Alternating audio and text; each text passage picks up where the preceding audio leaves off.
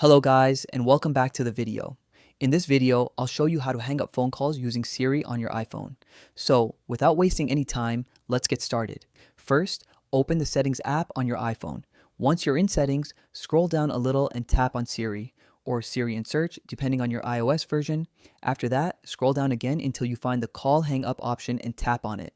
Now, simply turn on the toggle next to Call Hang Up.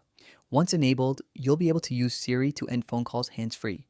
This feature is especially useful when you're driving, exercising, cooking, or whenever you can't easily touch your phone.